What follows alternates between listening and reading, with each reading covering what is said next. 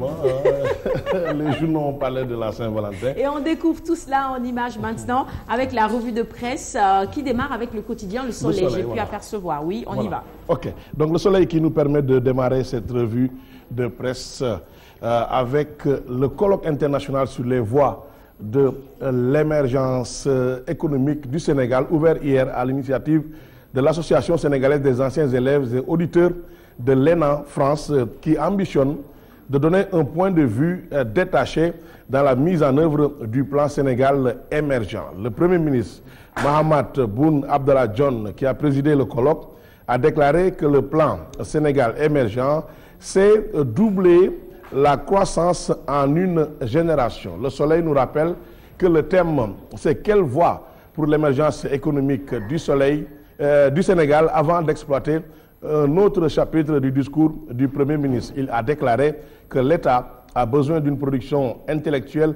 menée à temps pour mettre dans les meilleures conditions les 17 réformes contenues dans le plan Sénégal émergent. Je veux lever l'équivoque, a dit le Premier ministre, avant de préciser que le plan Sénégal émergent, ce n'est pas un portefeuille d'investissement public. L'exercice ici, ce n'est pas de faire un programme triennal d'investissement public, c'est de doubler la croissance, répète-t-il, du PIB, produit intérieur brut, de notre pays en une génération, rendre cette richesse la plus inclusive possible et renforcer aussi les mécanismes de gouvernance, a-t-il dit.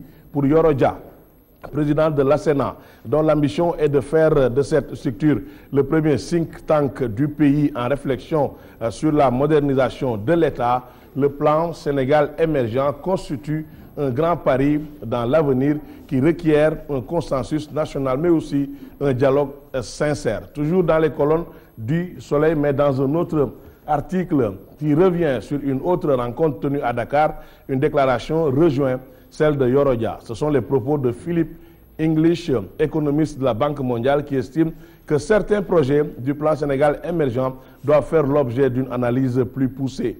Il le dit tout en reconnaissant que le but de ce programme économique est très louable. Il s'exprimait, nous rappelle le Soleil, en marge du point économique organisé par la direction de la prévision des études économiques. Un autre sujet à exploiter dans les colonnes du Soleil, c'est le lancement du projet d'appui à la production durable du riz pluvial. Cela a été mis en œuvre dans les régions de Fatick, Kaolack et Kaffrine. Ce projet, ajoute le Soleil, ambitionne de contribuer à l'atteinte de l'objectif d'autosuffisance en riz du Sénégal durant les 4 prochaines années. C'est le fruit d'une coopération sénégalo-nippone. Selon toujours le Soleil, c'est un projet financé pour un montant global de 2 milliards de nos francs, dont 1,8 milliard de l'agence japonaise de coopération et 200 millions de francs CFA comme contrepartie du gouvernement sénégalais. On peut toujours lire dans le Soleil que le choix de la région naturelle du Sine Saloum pour abriter le projet d'appui à la production durable du riz pluvial n'est pas fortuit. Le Sine Saloum regorge d'énormes potentialités comme la bonne pluviométrie, l'existence de bas-fonds et de plateaux, la disponibilité de main-d'œuvre et la tradition de la riziculture pluviale. Le journal Libération, après le quotidien Le Soleil, le journal Libération avec l'inauguration des bateaux Agen et Diamogne par le président Macky Sall. Jeudi prochain, le chef de l'État se rendra à Ziguinchor pour la cérémonie officielle de réception des navires en présence du ministre de la Pêche et de l'économie maritime Oumar Gueye. Interpellé par Libération sur l'acquisition des 2 navires, le directeur général du Conseil sénégalais des chargeurs a salué la vision prospective de l'État de désenclaver toute la région naturelle de la Verte Casamance et aussi du Sine Saloum. Après Libération, le journal Le Quotidien. Nous allons parcourir le quotidien avec comme sujet très développé la lutte contre le terrorisme et l'insécurité. L'armée sénégalaise se réarme avec 3 drones et des hélicoptères de combat acquis.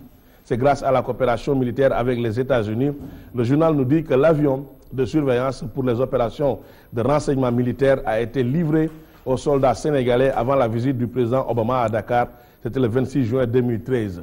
La remise du matériel de dernière technologie militaire a été précédée de sessions de formation au profit d'officiers sénégalais, souligne le quotidien.